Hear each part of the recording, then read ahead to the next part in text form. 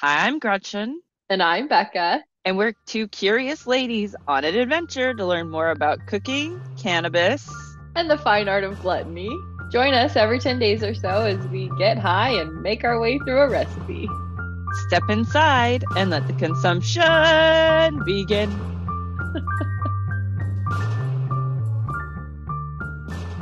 Bum, ba, bum, bum, bum. We're back. For the last of France, the cookbook. That's right. We are sadly closing out our time with France, the cookbook, or Je suis cuisinier, or there was another name too, I think, at one point. But obviously, we are not done. We are barely into the book on our Patreon, but we are done for now with this portion of our journey. Like we said last time, we're not doing mains at all. We're going to get into that at another time. So we're doing a second dessert. This one is super fun again. I'm making Gretchen do another egg-free thing. And so this time it's eggless shortbread cookies. So this is going to be fun. Again, super simple ingredients. Hope it goes better. There's no caramel, so we know No it's going to go caramel. better Yeah, than the yeah. last dessert we did. It's certainly much easier, and I am glad you brought this to my attention. I will be very curious to see what the results are on this eggless shortbread. Something new Yeah, for me, too. in a book filled with eggs, I will find the egg-free recipes. Don't you worry. I don't ever have to worry about that. So what are you smoking while we close out our time with Miss Jenny Mathiot? I have another Stinger Punch summer lemon infused pre-roll, and I have no other information than that. It's not that lemony, unfortunately. I'm a little disappointed in the lemon component, but it's a nice smoke and it's a sativa, so I will be uplifted and lifty. Uplifted and lifty. Yes, I've seen that as a medical description for what to Uh-huh. expect. Yeah, exactly. And what are you enjoying today, Becca? Well, still fruity like your lemon, but I have alien banana candy, and I don't taste any banana. But there's a little candy taste. It has a little sweetness to it. It's fun. It's got limonene, beta caryophyllene, beta myrcene, and 27.4% THC. No CBD. I'm ready. I like it. It feels like a good one for what we're doing today, for just kind of mixing things around, making cookies. I love it. Yeah, we don't even have to have any real equipment for this one. It's just mix it up, roll it out, throw it in the oven. It's Yeah. bang, bang, bang. Our kind of recipe. Yeah, I'm feeling hesitant after the caramel last time, so I need an easy win. Just I can do this. You can do this. I can make cookies. I I can I make think fucking cookies. you can make fucking cookies. We'll get you tuned in on the caramel at some point. It'll be fine. It need a little more practice. It's hard. So hard. We are going to finish out reading from the book by closing out the planning menu section. I know everybody was just on the edge of their seat after we stopped talking about the relative cost of food to its nutritional value. I know that was just such a cliffhanger. Riveting. Riveting podcasting. Yeah, if you do not enjoy cooking or listening to recipes or food talk, this is not the podcast for you. No, you have to No, be no. prepared to listen to a lot of talk about food. Yep. So, planning menus, page 916. Whenever possible, create menus using seasonal ingredients. Out of season ingredients are usually expensive and they will not have as much flavor as when they are in season. Serve a light dish to start the meal to take the edge off hunger. For the appetizer, offer raw vegetables, mixed salads, or hors d'oeuvres. Serve each person only with the amount they need. For less active adults, the evening meal should be light to balance the midday meal. The menus on pages 918 to 919 give examples of seasonal balanced meals. There are many occasions on which it is important to select the menu carefully. For the family, the dishes should be simple but not monotonous. For friends, serve simple but thoughtfully composed meals, each course of which should be cooked with care. Celebrations may be a pretext for forgetting about the need to economize, but one should not forget the principles of nutrition. It is possible to devise a delicious, plentiful meal which is still very nutritious. When eating out, trust the specialties that are recommended. The restaurant wants to ensure that its clients are satisfied and remain loyal. In all cases, wines should be carefully chosen so that they harmonize with the dishes. If the wine's bouquet clashes with the flavor of a dish, both will be spoiled. End of planning menus, page 916. I don't know that not as much discussion generation on that one for the most part. Yeah. Yep. Yeah, That's right. That's how you well plan said. menus. She's so funny though with some of the things like for less active adults, the Yeah. evening meal should be light to balance the midday meal. But then she never says for active adults or for it's only Right. just for If that you're one. fat, Yeah. yeah. Judgy Jenny. Yeah. I think she's it's a little funny too that she says you can have a celebration and it's a good excuse to kind of splurge and overspend a little bit. But she said you should never forget about nutrition though. No matter what you're going to spend on food, of utmost importance, nutrition. Nutrition. Nutrition.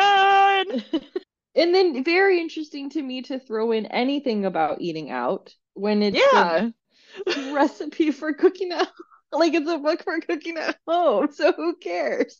Well, yeah, it's like eating out and then also wine pairing is part of like the eating out Yeah. paragraph was very strange to me. It was like, wait, we got eating out pairing, huh? And then full stop. Now we're done. Yeah, a little whiplashy at the end there. Overall, always good advice. Mostly great wisdom. Yes, mostly great wisdom. Mostly great wisdom. High gluttony, mostly great wisdom. Subtitle. Oh, mostly great wisdom. Let's see what she has to say about dining etiquette before we move on to cookies and close out our reading of France, the cook. France. Never got old. Okay, dining etiquette on page 923. The way a meal is organized is very important. Guests should be able to say that the dinner was good and properly served, and everyone feel that special attention has been paid to them. The hosts have the responsibility for all the practical organization. The host should lead the conversation and the liveliness and good manners that will be maintained at the table. This is an important but delicate task. As the 18th century French gastronome Briot Savarin, close enough, I got a thumbs up from Gretchen, okay, said, inviting people to share your table amounts to taking responsibility for their happiness during the whole time that they are under your roof. A perfect dinner party depends on a well-devised menu, an elegant table, appropriate lighting, perhaps candelabras with candles, a sensible seating plan, and efficient services. Guests must be given a warm welcome. The host should be ready to greet guests as soon as they arrive and go to meet them to take them into the living room or drawing room. A few friendly words will suffice to introduce the guests to each other.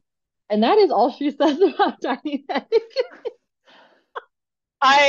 Yeah. Well, that's not all she says because that's just like that kind of the intro. You also have like the setting the table, dinner party, like there's a whole several pages here that go on from there, but it's more than we want to get into at this point. So that's her at least opening salvo on dating etiquette, I guess would be a way to call it. Exactly. It's very funny that it has to be an elegant table and perhaps candelabras with candles. Candelabras. Jesus. I skipped over that bit last night because I kind of like we just skimmed through things to review. Missed the candelabras entirely. So, I mean, I've been doing it so wrong for so long. Oh. Yeah, you really should have brushed up on your dining etiquette. and, And and and a sensible seating plan. Don't bring any yes, unsensible seating plans to the party, okay?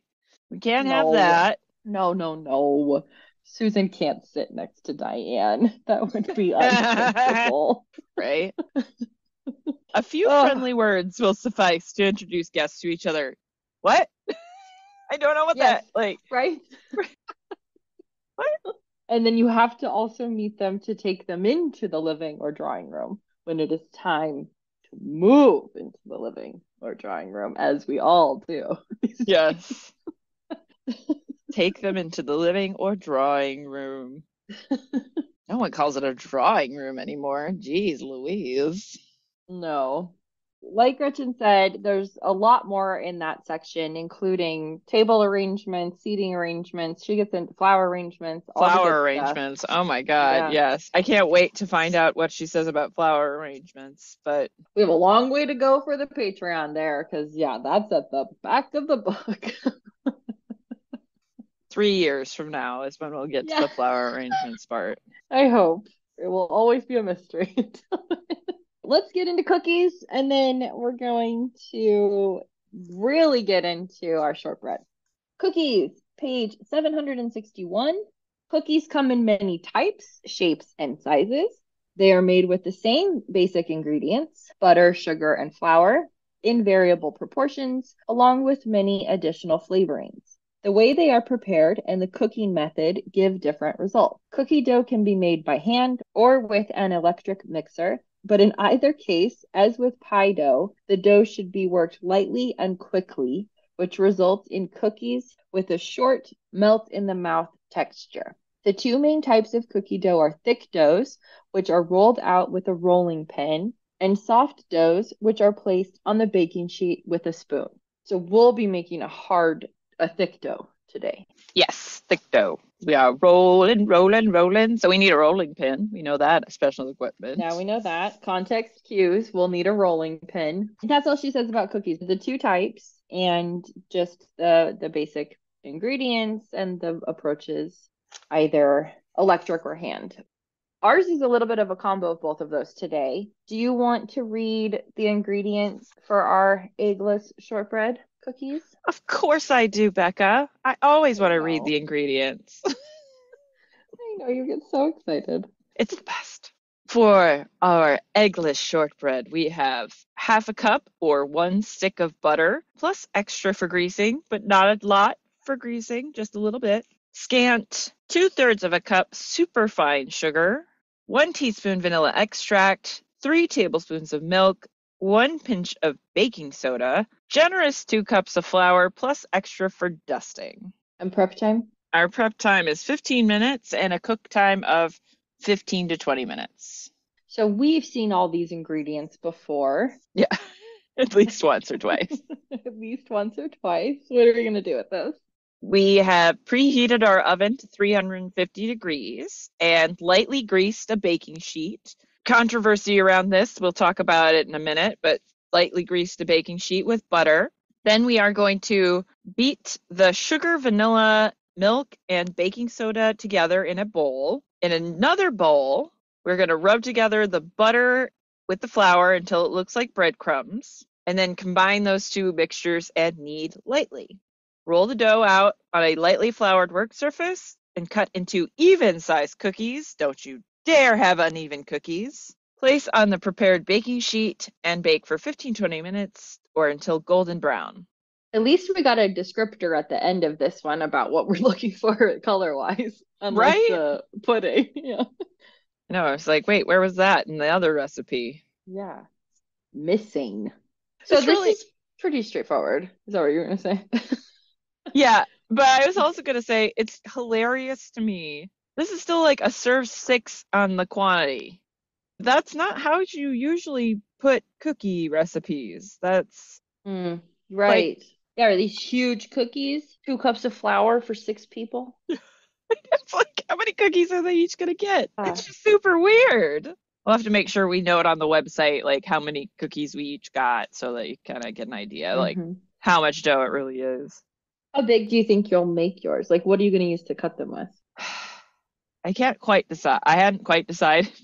I have new Buddy cookie cutters. Are I you have gonna to use use those? those. You have to Yeah, use those. I have Okay. to use those. Maybe I'll just use a So, mason jar lid. yeah. So yeah, pretty straightforward. I guess, okay, so let's talk about the buttering, the greasing the pan directly instead of you like I had an inclination. I had already prepped my pan with wax paper, even though she said to use butter. But after discussing with Gretchen, she's gonna do the experiment on her side, and I'm gonna stick to the recipe fully.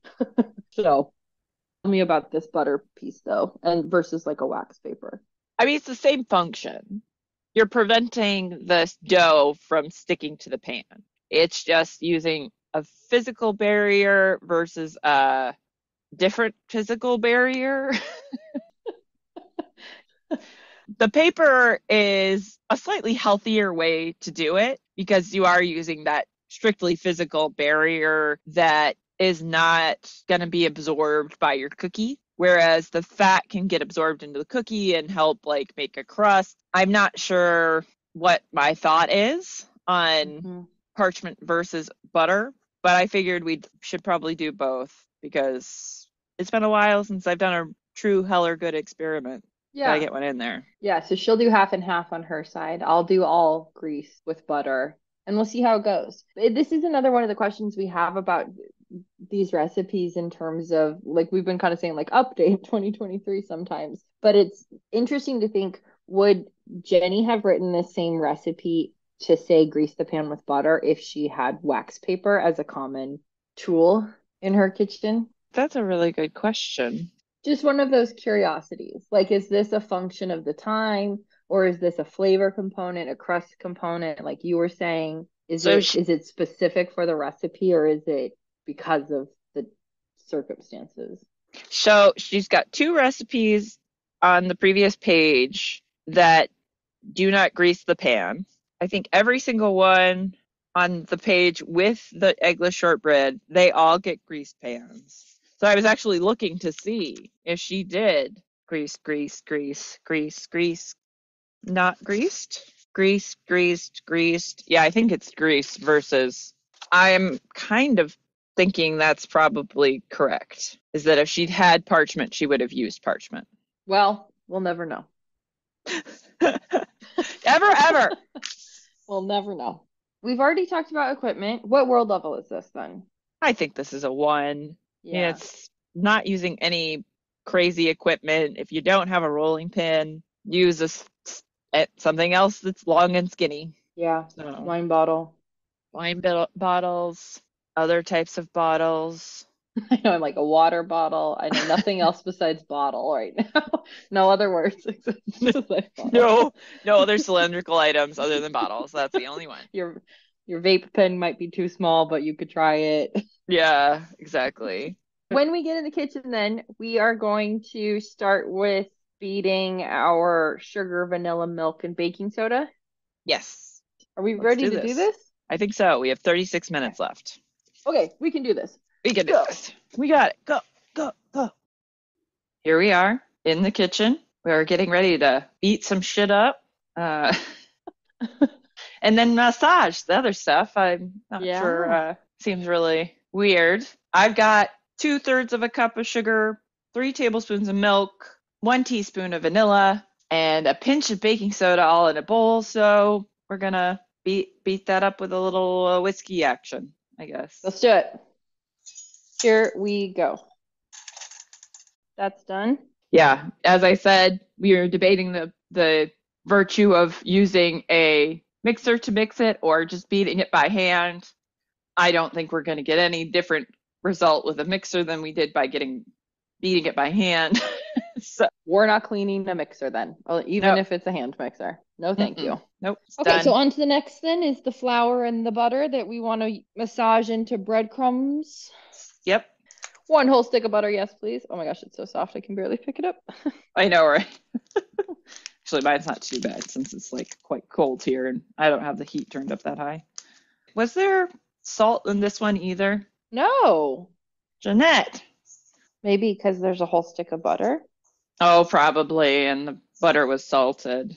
Yeah, she didn't specify, but I used salted. You did too. And I did I'm not. guessing. No, I You didn't almost use unsalted?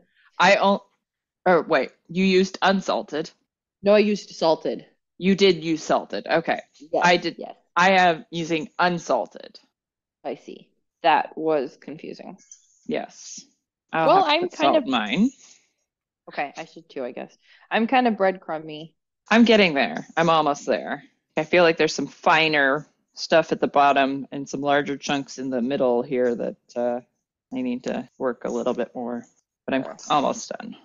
evenly distribute. Hopefully. That's good. That looks like breadcrumbs. Okay. So, are you gonna pour the liquid into the flour mixture now to mix it up before we pour it out to roll? Yes. Not sure if I might grab a spatula or something to do this, Yeah. at least initially. Oh no, that smells like onions. Let's not use that. You're using your hands now? Yeah, I'm just kind of squishing it together more than anything else because I think it's well Yeah. mixed. And so I'm just sort of pressing it to make one mass. Mine's very, very dry. Is it? Yeah. Mine's okay. It's very Is it flaky. really Or crumbly? yeah, it's not really sticking together. You could put maybe a half a teaspoon more of milk in there if you wanted, if Okay. you felt like it was way too dry to roll. Okay, yeah. I don't think it'll roll right now, so just a bit of milk. Mine's like really borderline where it's just slightly dry, but I feel like that's better than you don't want it to be Too too wet. wet. Yeah. And that's why I'm saying be gentle. Because your humidity's low, it's possible that you do need a little bit more milk. So, Hmm. but I don't want you to be so sticky that then it's impossible to roll the other direction because it just sticks to Yeah. everything. So, Yeah. got to hit a fine balance here with the moisture. A thick dough indeed, though. Yes. Oh, I forgot to add salt in. Oh well, We'll just test it fully as as intended then. is. Is Uh, yours in one? Like, is it one e- cohesive ball? pretty close to like one. Yeah, I've got like a flat disc right now, but Is it sticking to your hands? no. I mean lightly, but Not really. not really. Okay, so your dough's out on the surface. You're about to roll. I'm ready. I'm ready Okay. to roll. Mine is still so crumbly. Let me see it. I think you're okay. Okay. I mean, the edges are going to be pretty crumbly. Yeah, let me watch you roll it. That looks okay. I think you're right. Okay. Yeah, Okay. How thick are we trying to roll this out to? quarter of an inch maybe. Okay. It just says, I think it just says roll out and cut into even Yeah, cut cookies. exactly. No guidance here. Cookie size and shape. Done. Great. Hi, buddy. How you doing, Lucy? Luciferious bunny. Oh, Lucerius. Lucerius. I'm willing to go with it. He's got like 6 names. Yeah, he does. He has so many names. Demon. Yeah, that's why I was like Lucifer. No, it's not Lucifer. Close enough. Close enough. Okay, you're cutting? I'm cutting. Well, here we go. Oh no. Oh no. Should have moved my dough disc before cutting. Make sure that it wasn't stuck. How many are you gonna put on the pan? It looks like I can really only get 8 of them on there. That's what I'm thinking too. Well, should we go? Do you have 8 ready? Or you're almost ready?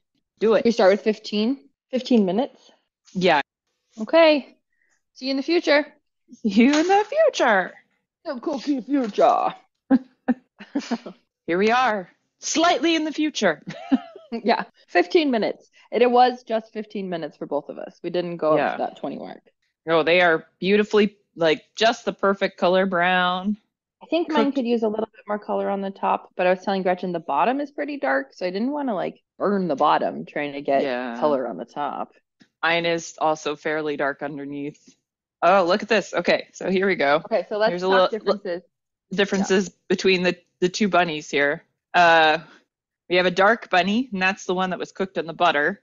So we got a lot Okay. more even browning on the bottom of the cookie than the one with the parchment. Yeah, the So one with the parchment only has browning kind of on one side, and even then inside, it's like darker in one spot. Right off the bat, visually, the butter cooked more evenly across the bottom in terms of getting like the right crunch and stuff across the whole mhm. thing. Taste test. Let's bite. They're still quite warm. Yeah, still hot. Ooh, I love it. Really nice shortbready texture. Butter one, so crisp. That's amazing. Yeah. All right, parchment. No difference. Okay. No difference. Taste No. wise, even the butter. I don't know if I've ever thought this hard about cookies. It tastes really good.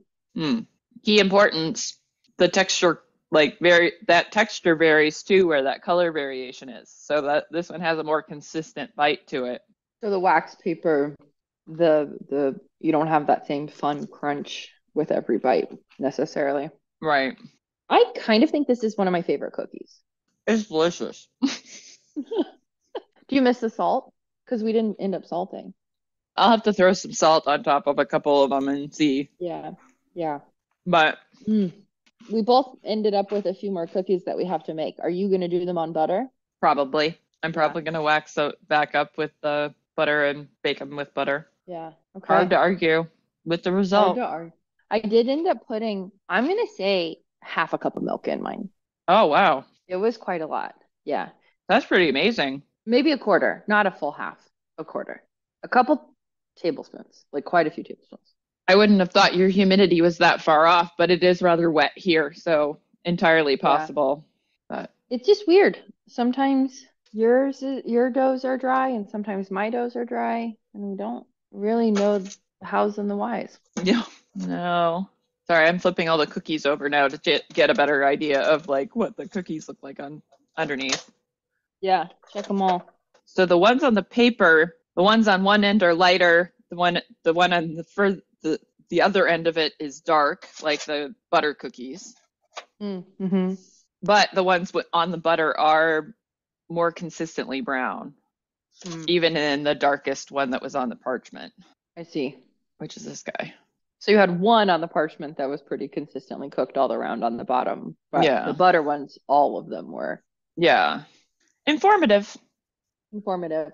What a delicious way to close out for now our France Ginette Mathiot journey through 1930s France cooking. What fun it's been. Delightful. Yes. Delightful. Check us out on Patreon. For the love of God, join our Patreon. We are still going. We're going to be going for a long time over there with this cookbook. More to come over there and exciting stuff coming up next over here. Stay tuned. Stay tuned. And off we go. Off we go. Oh, I'll have coconuts. I know. Amazing. 2 times in a row. Let's see if we can do it for a third. Professional again. Yeah. Almost, yeah. Okay, let's get out of here.